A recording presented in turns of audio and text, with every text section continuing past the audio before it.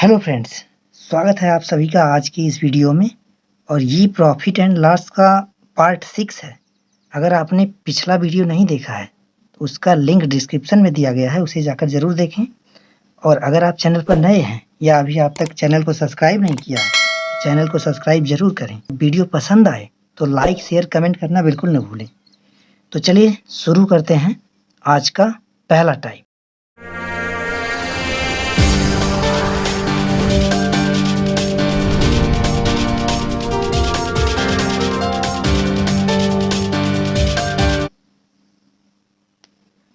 तो आज का पहला प्रश्न है, एक टीवी को 13.7% हानि पर बेचा गया। यदि विक्रय मूल्य 570 रुपये बढ़ा दिया जाए तो 5.3% का लाभ प्राप्त होता है। टीवी का क्रय मूल्य होगा। तो टीवी का क्रय मूल्य निकालना है। अब यहाँ पे जरा ध्यान दीजिए कि टीवी को 13.7% हानि पर बेचा गया, यानी कि विक्रय मूल्य एक बार तो बेचा गया, फिर दोबारा यदि विक्रय मूल्य को 570 रुपये बढ़ाकर बेचा जाए, यानी कि एक बार और बेचा गया। एक ही चीज दो बार बेची जा रही है, तो विक्रय मूल्य पहला, विक्रय मूल्य दूसरा हुआ होगा इसका जरूर। तो जो 570 रुपये बढ़ा दिया जाता है तो 5.3% का लाभ प्राप्त होता है। टीवी का निकालना है क्रय मूल्य। इस प्रकार के प्रश्न में जब एक ही चीज को दो बार बेचा जाए, एक बार हानि हो एक बार लाभ हो, तो हमें करना क्या है, दोनों अगर एक बार हानि हो एक बार लाभ हो तो दोनों को जोड़ लेना है, अब बराबर कर देना है। ये जो हमारा 570 है ये क्या है, एक बार बेचा गया इतने प्रतिशत हानि पर, तो यहाँ एक बार बेचा गया, फिर दूसरी बार जब बेचा गया तो 570 रुपये विक्रय मूल्य बढ़ाया गया, यानी कि ये जो 570 रुपया है पहला विक्रय मूल्य और दूसरा विक्रय मूल्य का अंतर है। क्योंकि 570 रुपये अधिक बढ़ा के बेचा गया तो ये वाला विक्रय मूल्य 570 रुपये इस पहले वाले विक्रय मूल्य से ज़्यादा होगा।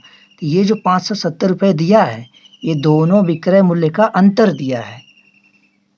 तो चलिए देखिए कैसे सॉल्व करेंगे इस प्रश्न को। तो पहले लिख लेना है कि जब पहली बार बेचा गया तो 13.7% की हानि हुई, और जब दूसरी बार बेचा गया 570 रुपये बढ़ा के, ये पहली बार बेचा गया तो ये SP1 जब, यानी कि पहला विक्रय मूल्य SP1, और दूसरी बार जब बेचा गया, यहाँ लिख देते हैं हम SP1, जब पहली बार बेचा गया 13.7% की हानि हुई, और जब दूसरी बार बेचा गया SP2 तो 5.3% का लाभ हुआ।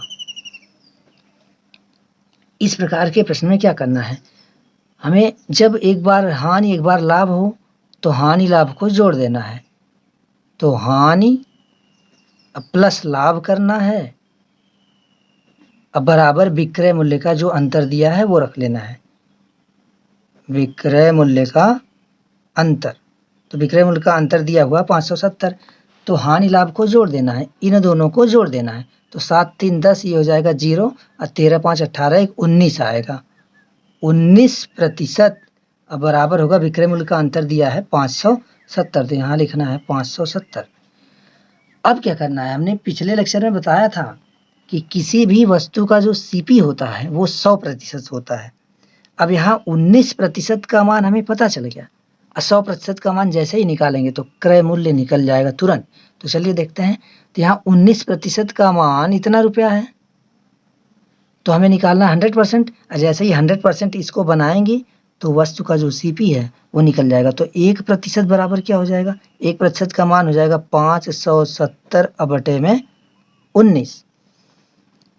हमें तो 100% निकालना है, तो 100% यही होगा CP, वस्तु का CP यही होगा। 100% जब करेंगे, 100% निकालने के लिए जब 1% का दाम 570/19 है तो 100% का 100 से इसमें करा देंगे गुणा, या यहाँ पे कट रहा है तो 30 आएगा। तो 1% का दाम 30 रुपया, तो 100% का दाम तो 30 गुणे 100 हो जाएगा, और ये CP यहाँ से निकल के आ जाएगा वस्तु का 30 का गुणा जब इसमें करेंगे तो 3000 रुपया। तो कौन सा ऑप्शन हमारा करेक्ट है, हमारा ऑप्शन बी करेक्ट है। चलिए बढ़ते हैं अगले टाइप पर। अब यहाँ इस प्रश्न में एक था हानि और दूसरा था लाभ। जब दोनों अलग अलग हों, यानी कि सेम ना हो, एक बार हानि हो एक बार लाभ हो, तो हमें जोड़ देना है। अगर यही दोनों हानि हानि होता या फिर लाभ लाभ होता तो हम अंतर निकालते इसका। चलिए बढ़ते हैं अगले टाइप पर, और अगला टाइप हमारा है 600 रुपए में एक घड़ी को बेचने पर एक व्यक्ति को कुछ हानि होती है। अब यहाँ कह दिया कुछ हानि होती है, हानि दिया नहीं है। अगर वह इसे 675 रुपए में बेचता तो पूर्व हानि से दुगना लाभ होता। तो बताएं कि घड़ी का क्रय मूल्य कितना होगा।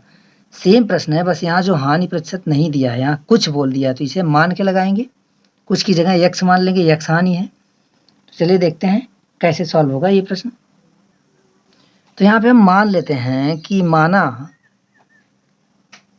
600 रुपया में बेचने पर, 600 रुपया में बेचने पर कितना की हानि होती है, यक्स रुपया की हानि होती है। मान लिए यक्स रुपया की हानि होती है, यक्स रुपया की हानि होती है। अब यहाँ क्या कह रहा था कि 600 रुपया में एक घड़ी को बेचने पर कुछ हानि होती है, तो हमने मान लिया यक्स रुपए की हानि। आगे कह रहा है अगर वह इसे 675 में बेचता है, यानी कि अगर दूसरा विक्रय मूल्य, ये पहला विक्रय मूल्य हो गया, ये दूसरा हो गया। अगर वह इसे 675 रुपया में बेचता तो 675 रुपये में बेचने पर तो पूर्व हानि से दुगुना लाभ होता।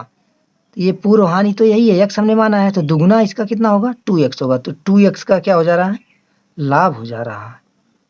अब यहाँ देखिए ध्यान से, एक बार हानि हुआ एक बार लाभ हुआ, तो क्या करेंगे इसको, जब एक बार हानि हो एक बार लाभ हो, एक ही चीज को दो बार बेचा जाए अलग अलग विक्रय मूल्य पर, एक बार हानि हो एक बार लाभ हो, तो हमें हानि लाभ को जोड़ देना है।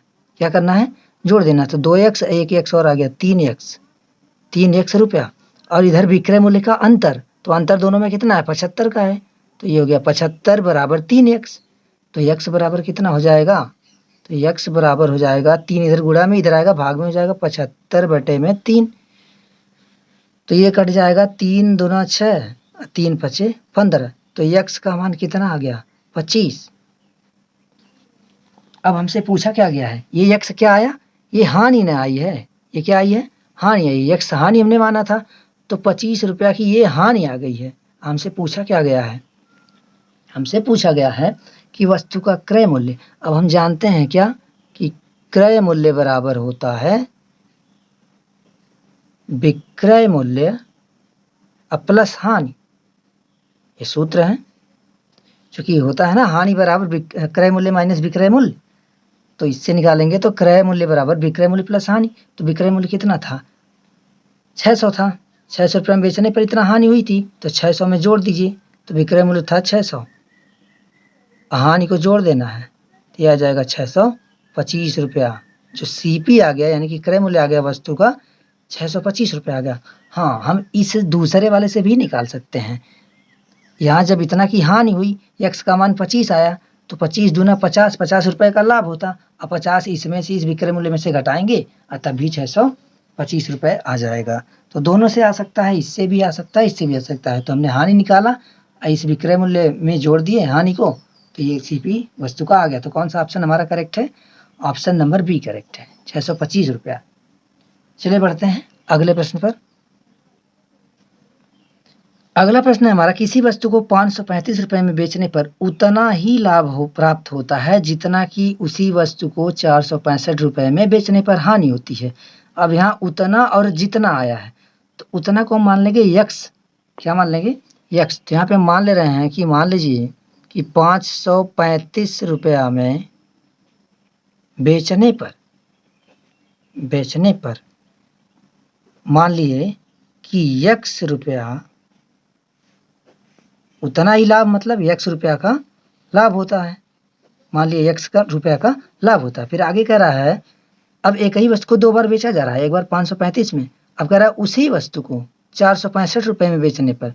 यहाँ लिख लीजिए 465 रुपया में बेचने पर उतना ही हानि हो रही है, यानी कि जितना लाभ हो रहा है तो उतना ही बेचने पर हानि होती है। कितना हानि होती है, उसी वस्तु को 400% बेचने पर हानि होती है। तो उतना ही हानि हो रही है जितना लाभ, तो लाभ को हमने माना x रुपया लाभ, तो यहाँ x की हानि भी होगी, तो x रुपये की जो है हानि भी हो रही है। तो एक बार लाभ हो रहा है एक बार हानि, तो दोनों को क्या करना है, जोड़ देना है। ये हमारा SP1 है यानी कि पहला विक्रय मूल्य है, ये SP2 है। तो दोनों विक्रय मूल्य का अंतर निकालेंगे यहाँ, और यहाँ क्या करेंगे, दोनों को जोड़ देंगे। क्यों जोड़ देंगे? क्योंकि हमने बताया कि इस प्रकार के प्रश्न में जहाँ एक बार लाभ हो, एक बार हानि हो और एक ही चीज को दो बार बेचा जाए, तो विक्रय मूल्य का जो अंतर होता है वो हानि लाभ के जोड़ के बराबर होता है। तो x x जोड़ेंगे तो 2x हो जाएगा और ये बराबर होगा, इसका अंतर निकालेंगे तो 70 आएगा। कितना आएगा? 70। देखिए 5 में से 5 घटाए 0 और 13 में से 6 घटाए 7, यहाँ 4 में से 4 घटाए 0। तो यहाँ से x की जब वैल्यू निकालेंगे तो आ जाएगा 70 बटे में 2, तो ये आ गया कितना? 35। तो x बराबर आ गया 35।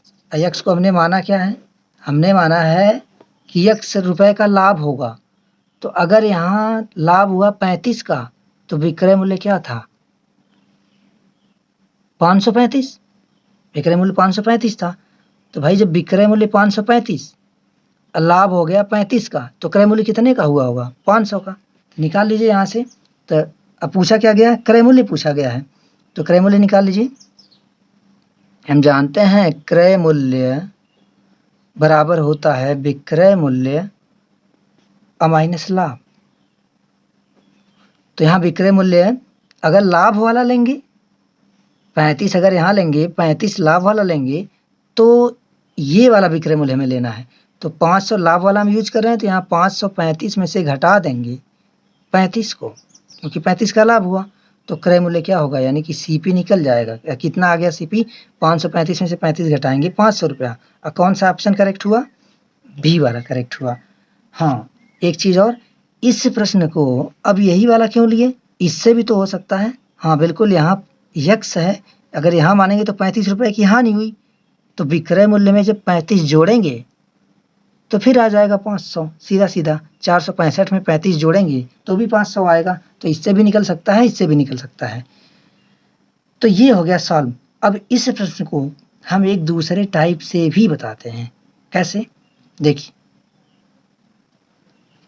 इस प्रश्न में कहा गया एक ही वस्तु को, जब किसी एक ही वस्तु को दो अलग अलग मूल्य पर बेचा जाए, दो अलग अलग मूल्य पर बेचा जाए और जितने का लाभ हो, जितने का लाभ हो और उतने की ही हानि हो, तो कुछ नहीं करना है, इसको जोड़िए, यानी कि इनका समांतर माध्य निकाल दीजिए, क्रय मूल्य निकल जाएगा। इसको जोड़ के 2 से दे दीजिए भाग। क्या करेंगे? दोनों विक्रय मूल्य का योग बटे 2। जब एक ही वस्तु को दो अलग अलग रेट पर बेचा जाए, यानी कि SP1 क्या था? पहला विक्रय मूल्य क्या था? पहला विक्रय मूल्य था 535। ये दूसरा मेथड है इस टाइप के सवाल को हल करने का। तो SP1 क्या था? 535 था। SP2 दूसरा विक्रय मूल्य क्या था? 465 था। और जो लाभ प्रतिशत उसमें कह रहा था कि जो लाभ हो रहा है, लाभ जितना हो रहा है, लाभ हानि दोनों बराबर है। लाभ हानि जब बराबर हो रहा है प्रश्न में, जहां लाभ और हानि बराबर हो, एक ही वस्तु को दो अलग अलग रेट पे बेचा जाए, तो वस्तु का सीपी निकालने के लिए, सीपी मतलब क्रय मूल्य निकालने के लिए क्या करना है? क्रय मूल्य निकालने के लिए SP1 यानी कि पहला क्रय मूल्य प्लस दूसरा क्रय मूल्य, नहीं ये विक्रय मूल्य है, पहला विक्रय मूल्य प्लस दूसरा विक्रय मूल्य अब बटे में 2 कर देना है, तुरंत आंसर आ जाएगा। चलिए देखते हैं क्या आता है। क्या? SP1 है 535 और SP2 है 465 अब बटे में 2। और जैसे इसको जोड़ेंगे 5 5 से 10 0 और यहाँ पे है 6, तो 6 3 9 1 10 0, अच्छा 5 1000 बटे में 2। जब 1000 बटे में 2 करेंगे, इसको काट दीजिए तो कितना आएगा? 500 रुपया। तो बहुत ही आसान है ये वाला, कि जब याद क्या रखना है, जब एक ही वस्तु को दो अलग अलग मूल्य पर बेचा जाए और जितने का लाभ हो उतने की हानि हो, तो कुछ नहीं करना है, वस्तु का जो क्रय मूल्य है, क्रय मूल्य निकालने का जो फार्मूला है, दोनों विक्रय मूल्य का माध्य निकाल दीजिए, दोनों को जोड़ के आधा कर दीजिए, तुरंत वस्तु का जो क्रय मूल्य है वो आ जाएगा। अगर आपको वीडियो पसंद आया हो तो लाइक करें, सब्सक्राइब करें और बेल आइकन जरूर प्रेस करें, ताकि जो अगला पार्ट आने वाला है वो आसानी से प्राप्त हो सके। तो मिलते हैं नेक्स्ट पार्ट में। धन्यवाद।